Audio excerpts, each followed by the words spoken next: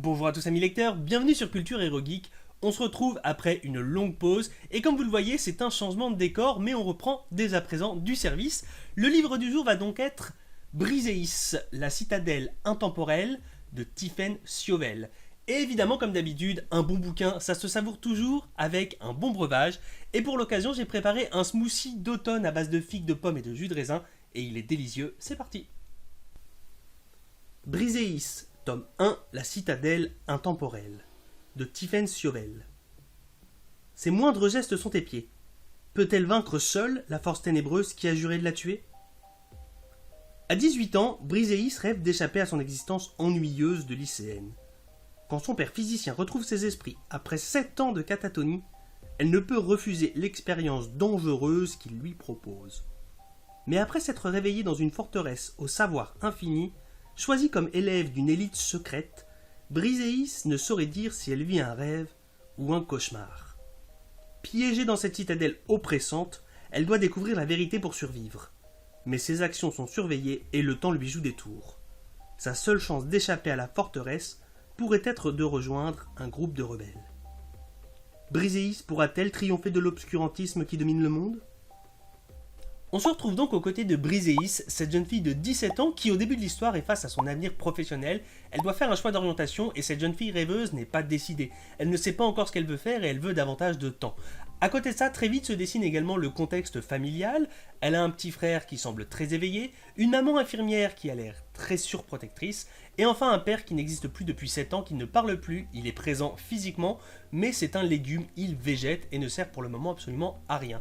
Mais très vite il va se passer quelque chose d'étrange, Briseis va se sentir un peu mal et va se rendre compte qu'une sorte de tache rouge, une sorte de piqûre ou de réaction allergique se développe sur son épaule et qu'elle devient de plus en plus grande et de plus en plus sombre. Évidemment, en prise de panique, la mère va emmener toute la petite famille à l'hôpital et il va se passer quelque chose d'étrange. Le père de Briseis, qui ne parlait plus depuis 7 ans, va sortir de sa catatonie et va dire à sa fille de lui faire confiance, qu'elle a des choses à accomplir et qu'elle doit absolument écouter ce que son père veut lui faire faire. On ne sait pas trop ce qui se passe, son père va la foutre dans un scanner IRM et comme par magie, elle va se retrouver catapultée à la fameuse citadelle au savoir infini. L'arrivée à la citadelle va être évidemment très déroutante pour Briseis qui ne sait pas où elle a mis les pieds ni même ce qu'elle vient y faire, mais elle va très vite comprendre de quoi il s'agit. Cette citadelle est immense, on n'en voit absolument pas le bout tellement elle est immense, on ne sait pas sur quel coin du globe elle se situe, et on sait juste une chose, c'est qu'elle possède tout le savoir du monde collecté depuis des millions et des millions d'années. On sait d'ailleurs qu'elle a également une salle bien particulière, la bibliothèque, qui trouve des réponses absolument à toutes les questions. En plus de ça, Briseis va très vite avoir l'information importante, la raison pour laquelle elle est là, c'est que chaque mois, la citadelle recrute 8 élèves élites de chaque pays, partout dans le monde, et que ces 8 élèves vont être formés pendant 9 mois à un cursus spécial pour faire d'eux les futurs élites, les futurs responsables de leur pays, les futurs hauts placés de leur pays, et pendant ce cursus, ils auront accès à cette fameuse bibliothèque seulement à partir du 8e mois, mais qu'ils risquent chaque mois d'être éjecté du programme. Le décor est donc planté pour Briseis, maintenant il est temps que je vous donne mon ressenti concernant ce roman. Alors c'est un roman fantastique young adulte, c'est le genre de roman que je lis de façon assez régulière, en plus de la fantasy pure, donc clairement je suis la cible parfaite.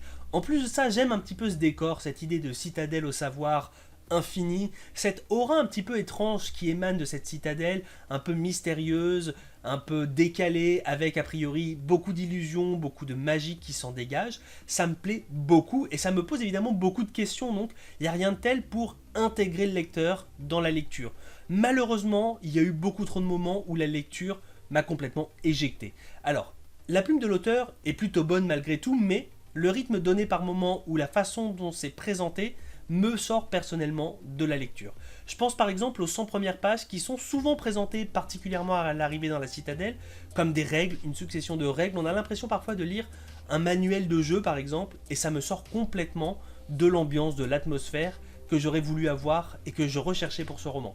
En plus de ça, il y a pas mal de zones de flou, alors c'est souvent des flous volontaires je pense, mais ça me laisse un petit peu perplexe et ça me sort également de la lecture. Je pense au flou concernant le père qui se réveille de 7 ans de catatonie, qui sort complètement de sa torpeur. Sur le moment, la lecture, je ne l'ai pas bien comprise. et j'ai même relu le passage pour voir ce qui se passait, pour voir s'il y avait des éléments qui pouvaient éventuellement donner des informations, et je suis resté dans le flou. Par la suite, on a l'arrivée à la citadelle où on apprend qu'il y a un cursus et que le but c'est de former les futures élites de leurs états, ou en tout cas les hauts gradés, les hauts placés dans leurs états, dans la hiérarchie de chaque pays. Et ça aussi finalement c'est pas vraiment détaillé, ça reste un peu flou, on comprend pas trop réellement l'intérêt de ce cursus. C'est très étrange, en tout cas c'est amené de façon un peu bizarre, et ça m'a également sorti de l'histoire. Et enfin il y a une très bonne idée en soi, mais qui est mal exécutée à mon goût, c'est le jeu un petit peu comme le Quidditch dans Harry Potter, on a un jeu intégré à l'académie, c'est une sorte de sudoku avec des cavaliers mystérieux qui sortent des cases, bref, une sorte de sudoku géant vu du dessus. Et j'ai dû relire aussi 2 fois le passage d'explication, un peu justement ce côté règle, pour comprendre un petit peu de quoi il s'agissait, et même une fois que tu comprends, t'es pas vraiment à fond dedans. Le Quidditch c'était fun, c'était sympa. Là, cette espèce de sudoku étrange lié à la citadelle qui est pourtant très présent, c'est pas hyper attractif selon moi, et ça me sort aussi de quelque chose qui pourtant avait du potentiel. C'est pour ça que je vais être un petit peu sévère avec cette lecture, mais il y a trop de moments où j'ai été sorti de l'histoire pour vraiment apprécier finalement le roman, et à partir de la deuxième moitié du roman, on change de décor. Alors je vous dis pas trop ce qui se passe, mais on sait en lisant la 4e de couverture que elle va intégrer une sorte de rébellion, et c'est pareil, on passe sur complètement autre chose, et une fois de plus, j'étais pas dedans, j'étais pas dans l'histoire, alors que pourtant, il y aurait eu un vrai potentiel, et malheureusement, en tant que lecteur, moi j'ai pas adhéré. Donc je vais être un petit peu sévère et je vais mettre une mauvaise note à ce livre, même si je sais qu'au fond, je pense que c'est quelque chose qui peut plaire à beaucoup de lecteurs, mais que dans le rythme donné, dans les sensations générales, j'ai malheureusement pas adhéré à l'histoire et je ne pense malheureusement pas lire la suite. Voilà amis lecteurs, la vidéo touche à sa fin. Je vous rappelle bien évidemment la lecture du jour. Il s'agit de Briseis, le tome 1, La citadelle intemporelle de Stephen Sowell. Je suis curieux de savoir si parmi vous certains l'ont lu et quel a été le ressenti vis-à-vis de cette lecture, parce que comme vous l'avez compris, j'ai été un petit peu déçu, mais je suis curieux de savoir si certains ont apprécié justement ce premier tome, et si même certains ont lu la suite, et ce que ça vaut. Donc n'hésitez pas à me le mettre en commentaire. N'hésitez pas non plus à refaire chez vous le smoothie aux figues, il est délicieux, il est tout doux, c'est hyper appréciable.